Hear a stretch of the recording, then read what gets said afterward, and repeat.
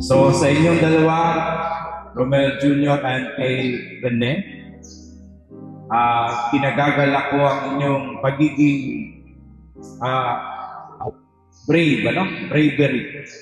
Sapagkat sa panahon na ito, ay kaunti na lamang ang nagpapakasal sa simbahan.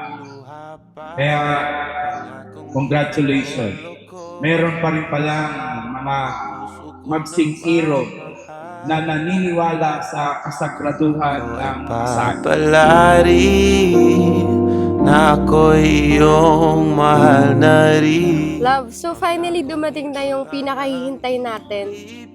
Ito na yon, hindi na tayo tatakas at magtatago kila mami. Honestly, I never imagined that I would be meet someone like you. I knew that you were someone special. Your kindness and care at sa pag-intindi sa akin, lalo sa ugali ko na magagalitin at moody. As we stand here today, I promise to love and respect you through all of your life, joys and challenge. I love you for who you are. But then, I realized you're different.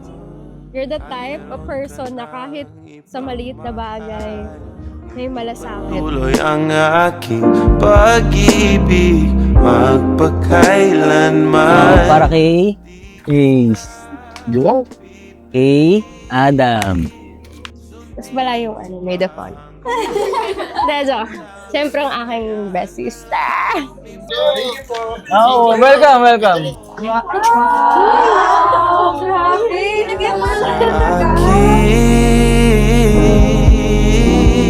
Oh,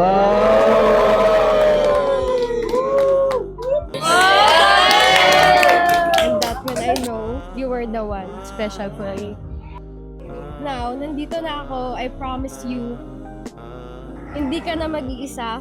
who helped me to be. I promise to cherish you and adore you. I love you forever, love. Ang damdamin, hayaan na lang tumibok ang puso mo.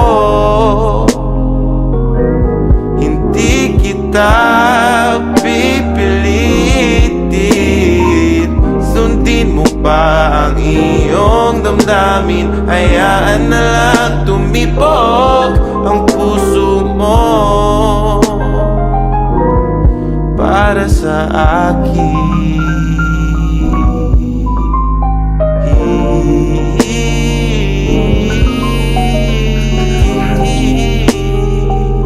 Ngayon, kayo ay testamento ng pag-iisang dibdib ay isang uri, hindi lamang ng gathering ng mga tao o passion statement ng iba't ibang damit ng tao. Bagkus, ang pag-iisang dibdib ay isang uri ng bukasyon na magpapalaganap ng pananampalataya natin.